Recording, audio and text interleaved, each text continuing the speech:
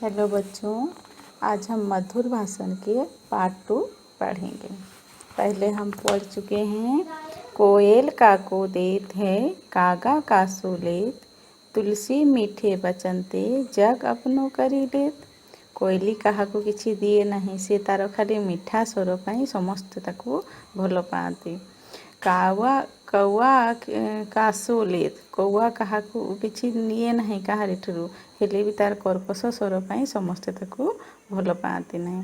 ସେଥିପାଇଁ ତୁଳସୀଦାସ କହିଛନ୍ତି ମିଠା କଥାରେ ଆମେ ଜଗତକୁ ନିଜର କରିପାରିବା ଏବଂ ମିଠା କଥା କହିବା। एक ही बात को हम कर्णकुट शब्द में कहते हैं और उसी को हम मधुर बना सकते हैं।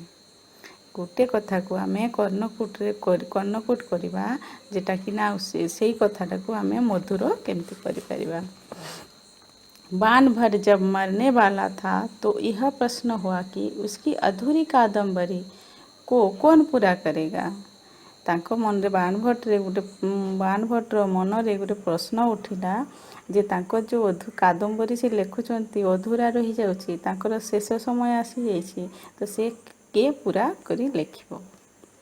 उसने अपने दोनों लड़कों को बुलाया और उनसे पूछा कि सामने जो सूखा वृक्ष खड़ा है उसको तुम किस प्रकार अपनी भाषा में व्यक्त करोगे।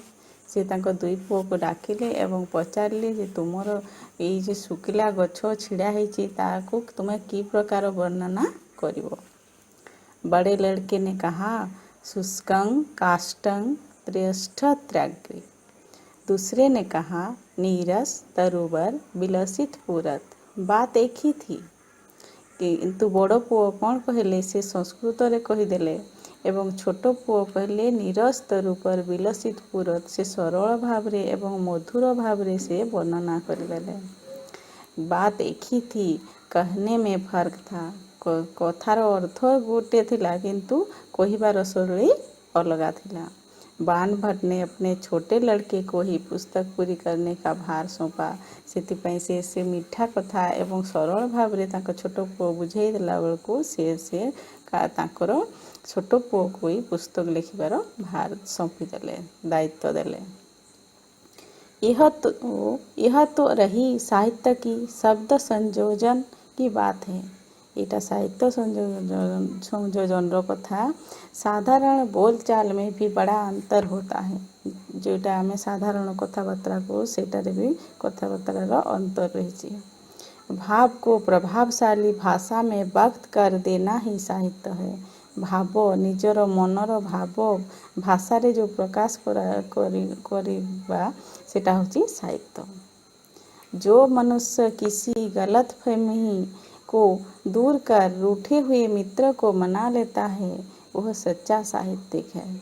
जोटा जेकोसी मनीषर जो गलतफहमी रहे सेटा दूर कर देकरी से कौन करे मित्रता को मनई निए अपनई निए एवं मिसी जाए ता सहित से होची सच्चा साहित्य।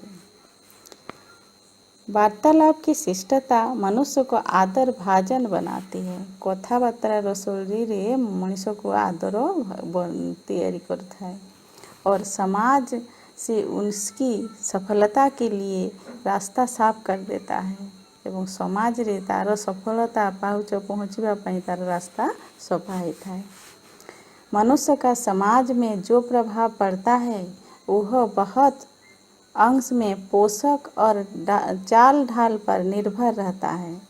मनुष्यर जो समाज रे जो प्रभाव पड़े तार खाली पोशाक एवं चाल ढाल उपर ही निर्भर करे, किंतु 20 भरे कनक घंटों की संसार में कमी नहीं है।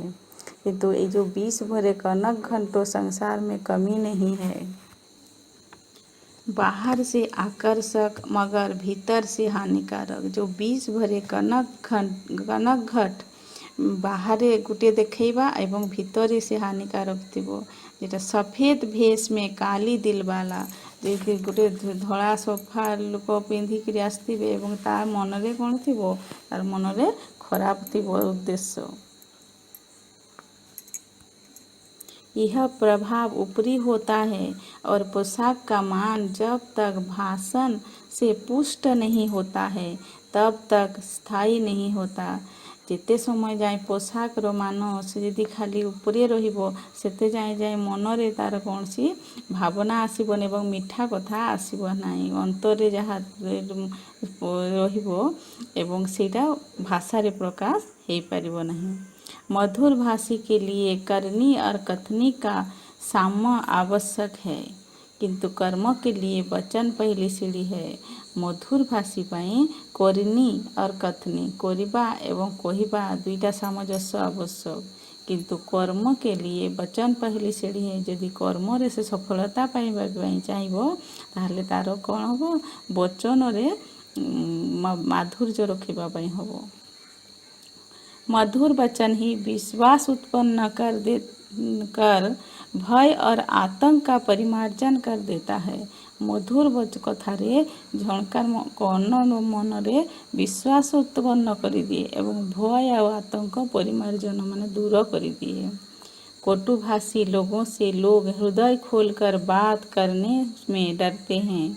जे कटुभाषी जार कथा कर्कश ताकू ता सहित मनरे हृदय खोलिक कथा हवा पाई डरती। सामाजिक व्यवहार के लिए विचारों का आदान प्रदान आवश्यक है। आमे समाज रे रहिछु, समाज रे बसवास करिछु एवं सेति पे आमे मनर कथा आदान प्रदान करू ता आवश्यक।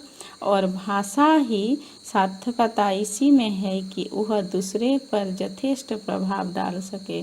जेटा आम भाषा जेटा कथा मोर सेटा कौन अन्न उपरे बहुत प्रभाव पकाए। जब बुरे वचन आदमी को रुष्ट कर सकते हैं तो मधुर वचन दूसरे को प्रसन्न भी कर सकते हैं। गोटे खराब कथा अन्नर मन रे बहुत कष्ट दिए, किंतु गोटे मीठा कथा बहुत प्रसन्न एवं खुशी दिए। शब्दों का जादू बड़ा जबरदस्त है। जबरदस्त रो अर्थ होची जोरदार। शब्द का जादू बड़ा जबरदस्त है। बहुत शब्दर जो मीठा वचन जो कथा बहुत जोरदार है। मधुर वचनों के साथ यह भी आवश्यक है कि उनके पीछे टकसाली भाव भी हो, नहीं तो मुलम्मे के सिक्के की भांति वे बेकार रहेंगे। मधुर वचन सांगरे सांगरे कौन आवश्यक टकसाली भाव सच्ची भावना एवं मनरे सत भावना थिबो, नहले से कौन हम मधुर वचनर आवश्यक रहिबो नाही। सत भावना थिबो नहले कौन हम मुलम्मे के सिक्के की भांति ये बेकार रहेंगे। गोटे सिक्कार यदि गोटे पार्श्व थिबो आ गोटे पार्श्व न थिबो ताहले से सिक्का कौन हम बेकार हो जाए। से बढ़िया मधुर वचनों के साथ यह भी आवश्यक है उनके पीछे टकसाली भाव भी हो। तो सच्च भावना सत्य भावना थिबो ता मन रे तेबे जाई मधुर वचन रे सेटा आवश्यक हो। हृदय की मलिनता और मधुर वचनों का जोग नहीं हो सकता। यदि तार हृदय रे तार मन रे मलिनता थिबो घृणा थिबो ताहले तार वचन रे केबे भी आसी जोग होई परिबोनी। तार साथ सहित माने मधुर कथा पाटी रे तार केबे भी बाहरी परिबोनी। वचन के अनुकूल जब कर्म भी होते हैं तभी मनुष्य बंदय बनता है। वचन रो अनुकूल एवं वचन रो अनुकूल थिबो ता सहित तार कर्म रे भी अनुकूल थिबो तेबे जे मनुष्य बंदय बनता है। एठी प्रश्न उठिछि मनुष्य कब बंदय बनता है? वचन के अनुकूल जब कर्म भी होता है। वचन रो साथे साथे कर्म रो भी तार अनुकूल थिबो तबे मनुष्य बंदय बनता है।